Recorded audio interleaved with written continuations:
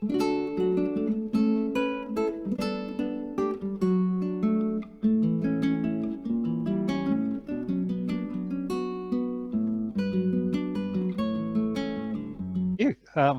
Always scared when this doesn't work. As Scott said, it's sort of a two-pronged talk for the next 20 minutes or so. Tangible benefits around increasing soil organic carbon, because, you know, there's been a lot of talk around soil carbon, particularly if you're looking at the global warming, climate change sort of discussions that are going on. Soil carbon also takes a pretty big prominence in that discussion. And also, I think with a lot of the regen ag talk that's been around for the last 5-10 years, there's a big focus within that around organic carbon and just what we can do about it. What I'm really interested in, though, is just to focus on that and focus on the water holding capacity side of the organic carbon. Now, that's in no way to downplay or ignore any of the other benefits of soil carbon in that farming system. So the biological activity in the soil, the mineralization, which is absolutely crucial to releasing those nutrients for plants to grow in the next cycle, what it does to cation exchange capacity to be able to hold, retain, and then release nutrients, and what it does for soil structure, you know, improving access for root growth, for water, and for air to get into the soil as well. So there are lots of strong benefits and importance in, as best we can, increasing soil organic carbon. But my talk, I really just want to focus on the water holding capacity bit of that. And then the second aspect of it is the waterlogging side of it. So I'll cover both of those relatively quickly. Before I do, though, I just want to get us all on the same page, because when we talk about soil carbon, to really understand it and understand the benefits and what influences what bit of that whole soil carbon process and the benefits that we get, you need to understand soil fractions. There's actually 5 soil fractions that we talk about. The most common ones that you'll probably hear are fractions related to what's called particulate organic matter, humic, and resistant or recalcitrant organic fractions or carbon fractions. And these are the most common. You can now separate those in a soil test. The reason why I've put these 3 up first is that it's important to understand the difference in the turnover time and how much of it actually makes up that overall organic carbon. So when we talk about we've got soil organic carbon, we've actually got these different components that make up that total that you measure on a soil test. So the particulate one, so in the top right hand corner is a picture of what particulate organic matter looks like and about the size of it. You can actually see it with the naked eye. So it is big enough that you can actually see that. Typically, it's a small proportion to about 1/4 of our soils. So when you fractionate your soil out, they're usually about 1/4 of the soil, up to 1/4 is particulate. Importantly, the turnover time is from what I've got there, months to decades. So as it breaks down, and that soil organic carbon breaks down and forms into, or turns into more finer or more resistant type forms, that takes months to decades to occur. So if you want to build up a particulate fraction, you're talking about years basically to be seeing those changes in that particulate fraction. The second one is the humic one, and the humic one's even slower. That takes decades to centuries to form. So the humus we have in our soils have taken a long, long time to build up. They're the most significant component that makes up that total organic carbon that we've got in our soils, 50% plus, and they can take decades to centuries to break down or turn over. So they're a stable form of soil carbon. And so in fact, the humic form and to some extent the resistant form, which doesn't break down, I've got centuries to yonks, that sits in the soil and doesn't break down over time. It's the humic and resistant stuff that people want to buy if they want to buy carbon credits through soil, because they want to buy the stuff that doesn't turn over quickly, not the stuff that does turn over quickly. From a water holding point of view, the 2 bits that I have highlighted there, the humic and the resistant, are also the ones that change the soil water bucket. So if we're thinking about changing the soil water bucket, we're thinking about how do we build that humic, and more challengingly, how you might increase the resistant bit of that to increase the soil water bucket. It's not the particulate stuff that makes that happen. I've also put two other soil fractions on there, the dissolved fraction and what I've called the fresh big bits. The fresh big bits are like the stubble you see and the grass and the stuff that rots down and you see on the surface. That breaks down, usually takes, months to years. Sometimes you might see stubble 12 months later, but generally it's about a 6 to 12 month turnover period. So it's a month to year turnover. The other one that's got a lot of attention with the regen ag stuff is this, what Richard Eckard calls the dissolved or the liquid carbon. And that's the stuff that exudes out of things like plant roots when bacteria and fungi are growing and so on, that they leave behind. Well, people might like to think it's a higher proportion, and some people actually argue that it is a higher proportion. All the peer-reviewed literature would say it's only a few % of that total organic carbon fraction that we've got in the soil. And more importantly, it turns over very quickly. But that's what other bugs and things are living on straight off. So it's a very rapid turnover in that dissolved fraction. But I just wanted to set the scene on that because I think it's really important. It's this humic and resistant stuff that we really want to focus on if we want to build the long-term soil water holding capacity of our soils. I'll just show you one slide here. This is from the Australian Soil Carbon Research Project. This is for the volcanic plains. So this is in our part of the world where I've just pulled all the samples that they did for the top 30 centimetres, and that includes land types, so it includes cropping and grazing and so on, and different soil types, which does make a difference as well. But typically we've got about 70 tonnes of organic carbon in our soils that we're farming through southwest Victoria. Of that, about half of it's in the top 10 centimetres. And if you look at it, those proportions that I spoke about before is exactly what we're seeing in southwest Victoria. So what the general literature would tell you is what we get in our part of the world. Another important thing just to note is most of that particulate, or that more rapid turnover of that organic carbon, is in the top 10 centimetres. As you'd expect, it goes from the big bits, starts breaking down into that particulate form. The humic form tends to be further down in the soil profile. All right, now moving on from that, I put this slide up because I think it's really important. When we talk about adding organic material to the soil, what we've got to realise is that the vast majority of that gets eaten up by the bugs and invisibly goes back into the atmosphere as carbon dioxide. So while we can focus on the animals produce in methane and they produce in nitrous oxide and things like that through their urine and those sort of things, the vast majority of what we put in as a carbon source ends up going out back into the atmosphere. I usually work on about 95%, 90 to 95% of what we put in. Richard Eckard, when he was speaking at a talk I was on last week, put it as high as 99%. So basically, the lot of stuff that you put in there eventually ends up back in the atmosphere fairly quickly. So if we're trying to build soil carbon, and particularly those humic forms of it that take a long, long time to build, that's going to take a long, long time to get there. And I've just put this as a bit of an example. If we got a 1% increase in stable organic matter, soil organic matter, so we're talking about the stuff that's in that sort of humic form, bottom end of the particulate and into the humic form, it would increase your soil water storage capacity by about 2 to 4%. They're the sort of numbers that we're looking at. So 160 to 200 mil soil water bucket, that increase, you're looking at, 3 to 8 sort of millimetres of extra bucket capacity that you've got on top of your 160. So the take home message for me, and I've looked up lots of this stuff because you hear lots of people talking about the benefits of organic carbon and how it can make our bucket size heaps bigger. It can help, but it's a slow process and it's not as great as some people may imagine. So first take home message. All right, if we now move on to thinking, okay, if we could create a bigger bucket, putting that into context of how quickly and how big we might be able to make that, if we could do that, what does it do to the soil water balance? Now, some people will have seen this slide, but I think it's important for us to understand when I talk about the last little bit in my talk. If you consider that to be your soil water bucket, we have these various terms, one that's called field capacity. And field capacity is where the soil is full of water, but there is still some air spaces in it. So it is not fully saturated or waterlogged when it's fully saturated.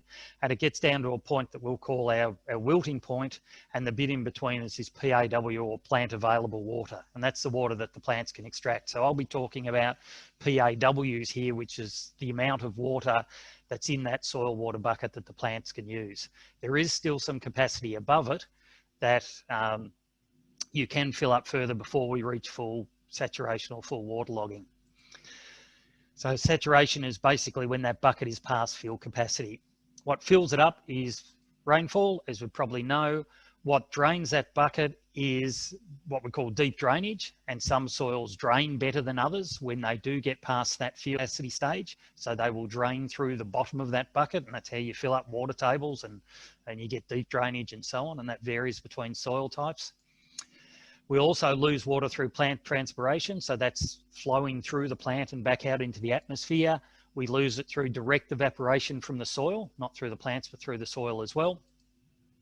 And if it's full, we lose it through surface runoff. So if you get a big rainfall event, your bucket's full, then not only will it drain through the soil, but it will also drain off the surface as well.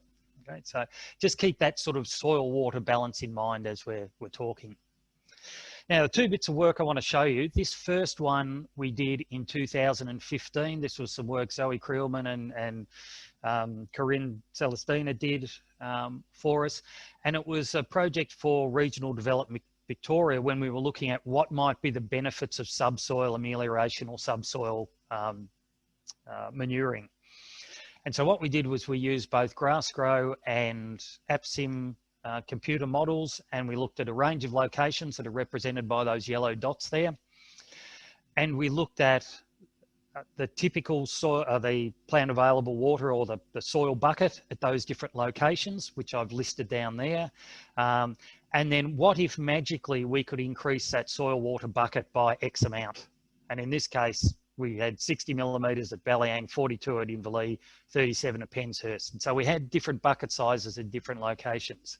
So if we could make that soil bigger, putting into context how slow I said it might be to get there in the first place, so what if we got there? What would the benefits be? So I'll just run you through that modelling based on same climate, same everything else. We've just made a bigger bucket in our soil magically overnight. So for Balliyang, these are the results, and this goes from 1962 through to 2012. So this is long-term weather forecasting in that. And you can see by having that bucket size bigger, there is a positive benefit for a canola crop that you were growing in each of those years by having that bigger bucket. But sometimes that benefit is pretty small. That's only 200 kilos per hectare. So while there might be a benefit, that benefit is relatively small. Now remember, this is at Balliyang, lower rainfall, different bucket size. That's what it does for wheat, and I'm not going to go through all of them in detail. The report's available if people are really keen on it. And that's what it did to a pasture mix that we had there. So some years were better, some years are actually worse as far as that's concerned. And that is a lot to do with the amount of water you can store at a certain time and the biomass that grows at a certain time. And sometimes you actually get caught out that you grow a lot of biomass and then can't finish it, or it runs to head earlier. And so it picks up all of those nuances. So that's Balliyang. That's Inverleigh. Different bucket size, different rainfall pattern. You get different responses in each of those locations. And I think what's important in some of these, if you started subsoil manuring and making that bucket bigger in 1999, and then you got a run of those years there, you wouldn't see much benefit from it, just because of the sequence of rainfall that followed once we'd magically made that bucket bigger. If you were lucky enough to snag it here, you would see potentially a more sustained or a better benefit. So timing is going to be pretty important when we talk about changing that bucket size and the benefit and the return on investment. And if you went to Penshurst, you get a different response again, all of which can be explained when you understand the pattern of when the rainfall's falling and when the bucket's full or not full. So that's one bit of information. So yes, there is a benefit. Yes, it does translate into changes in yield, but those translations in yield can be quite variable season to season. Because if you think about it, we make a bigger bucket size, but we never fill the bucket up. What's the advantage of having a bigger bucket? Because we haven't got any more water in it. But a year where you might get a extra bit of rainfall and you hadn't filled that bucket up, and sorry, you've got extra rainfall that fills up a smaller bucket, and you've got a bigger bucket and therefore can capture more of it so it doesn't run off, there will be benefits potentially that accrue later on in the season. That's why you're seeing this up and down sort of effect that we do. Now, importantly, which comes to the second part of my talk, there's no impact on waterlogging in all of those measurements. So when it's full, it doesn't take this into account when we've seen that modelling. And it's one of the real limitations with the models that we've got, that it doesn't pick waterlogging up. So if I now flick very quickly just to finish off around some of this waterlogging stuff, because part of the topic talk was, can we reduce waterlogging reduce moisture in summer to reduce waterlogging in winter? Just jumping to the quick one here. Typically, this is what we see in a response. If you look at your moisture probes, we start with a bit of moisture in May, and under ideal circumstances, we fill the green bit up, which is a bucket to get the field capacity by about August, September. Then we draw it down by December, hopefully that coinciding with the end of the crop growing cycle, or the pasture, the cycle as we've got it. And this is a real life graph from 2014, not the same exactly the same dates, but that's starting at around about March, and that's going through to around about December, and you see that same effect. Hits that basically full bucket to field capacity anyway by about that August period. We did some work looking at a number of sites. This is one I'll pull out for Lake Bolac, where we modelled over a 35-year period how much soil moisture, when you ran it from one year to the next, how much soil moisture did we have around about that April period, and how then did the pattern change, or how quickly did we fill up to this water holding capacity or full profile in each of those years over a 35-year period. And to cut to the chase, on average, it was 32 mil of soil water in the bucket when we started our cropping season. So that's towards the early mid-April, but it could vary anywhere between being totally empty, dry as a chip, to having 64% full at the start of April. That has profound effects on how quickly you hit the ceiling of 100% plant available water. And just to show you that impact, this is for a bucket size of 166 mil. This is at Lake Bolac with 32 starting soil moisture in it. Over that 35-year period, we had 10 years where we at least hit and would have exceeded full bucket. We would have reached plant available water holding capacity. So this is the days exceeding that field capacity. And you'll see in some years, like 83, there were 80 days where it sat above that height. So basically waterlogged, well, in that waterlogged or fully saturated zone for a very long period of time. If we then jumped in and said, but what if we were able to increase that soil organic carbon by 1%? So we've still got a starting soil moisture of 32 millimetres, but we added another 5 mil in bucket size by increasing that through organic matter to make that bucket that little bit bigger. This is how it changes the days of exceedance. And it's not very much. Occasionally it does the odd day, pulls a few days off here or there. Made a big impact in 1986 just because of the way things fell, but some other years makes very little difference at all. Contrast that is if we'd had no starting soil moisture and we had that bucket size of 166 mil. So if we dried that profile out to zero, the number of times that we would have reached or exceeded field capacity, you can see in some years disappears completely, never got to full field capacity. And in some years, we've taken a good number of days off how long it sits at that field capacity or above position. So if you use as a surrogate, if it gets to this point here, we're right at that point of starting waterlogging. Draining that bucket a bit has some quite profound or quite significant impacts on the way that's reduced the amount of soil moisture. So take-home messages, Michelle, just to finish off with, increasing soil organic matter to permanently change the bucket size, and that's what we're talking about here, is slow to achieve and has a small impact on production just from a water holding capacity point of view, putting aside all the other really positive benefits you get from more organic matter in the soil. And the second one, chances of experiencing waterlogging are quite heavily dependent on reducing the amount of moisture that's in that soil profile. So if you do dry that down, you certainly do have that effect of reducing the amount of waterlogging that you're likely to encounter. And on that note, I'll call it quits. Thanks, Cam. Anyone in the audience got some questions for Cam? You can either type them in the chat box or unmute your video and audio and ask away.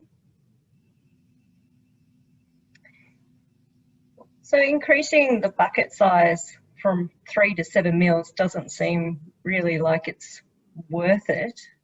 What do you see the main benefit of increasing soil carbon? Main benefits from my perspective is what it does for nutrient turnover. We've known this for yonks. We know this idea about mineralisation. We understand that if you're putting materials in and that's breaking down and turning over, that is incredibly important as a nutrient supply for crop and pasture growth.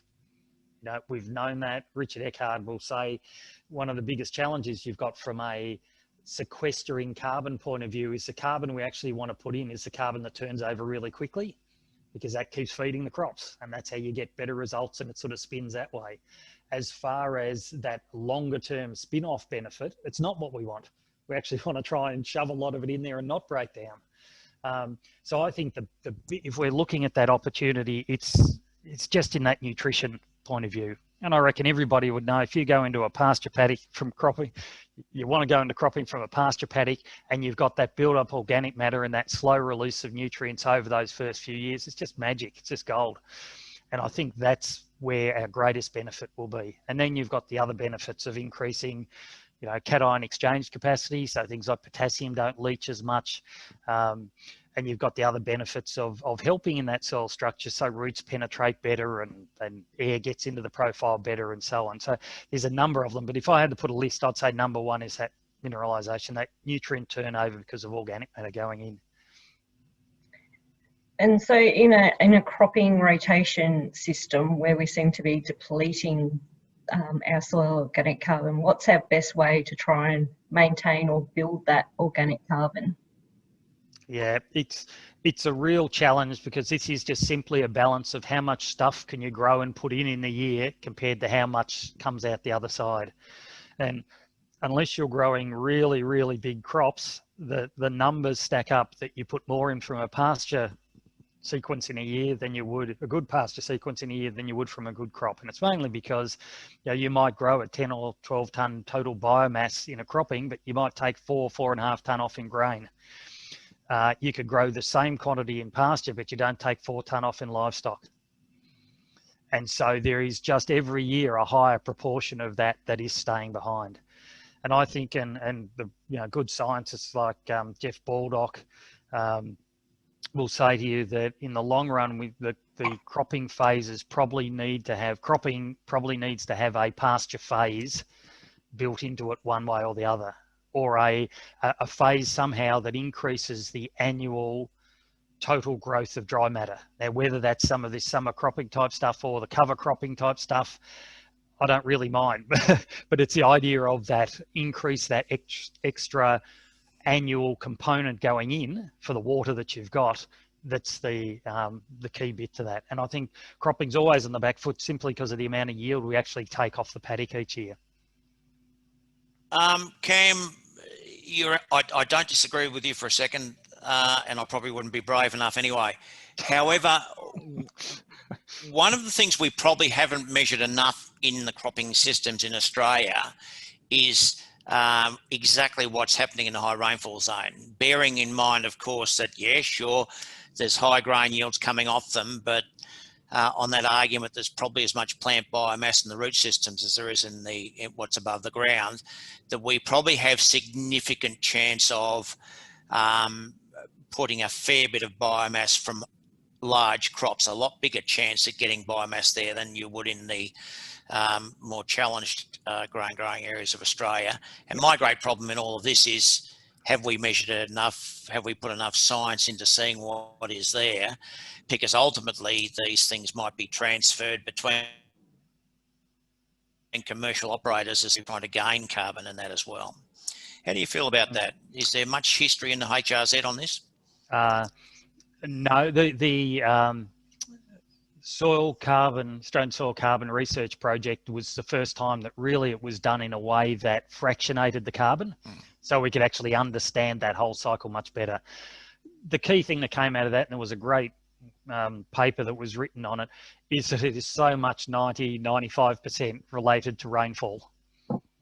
Okay, so I think, to pick up your point, the opportunity in the high rainfall zone for us to think creatively about how do we grow that maximum amount of biomass and retain as much of it as we can in the system and use that water that we get in our system, we've got much greater potential than if you're in a lower rainfall zone. Absolutely. And I don't think we've scratched the surface. And some of the results that came back on long-term cropping paddocks were showing very high soil carbon. And that's partly to do with rainfall, it's partly to do with the soil type, because clay in particular has a difference in the clay mineralogy. You know, the organic matter is harder to break down in some clay minerals than others. So different ones are different as far as that breakdown goes. There's still a lot to learn about what our potential is in the high rainfall zone. But you can't get away from the fundamentals. If you don't grow it in the first place and stick it in there in the first place, and the more of that you export off, that the balance is always going to be a bit of a challenge.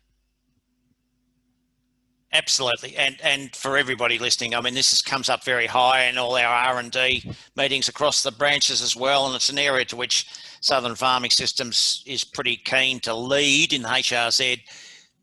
Not just, we need to measure it. We need to be able to measure it, and what we're talking about today is the start, not the finish of all this process for us in the HRZ.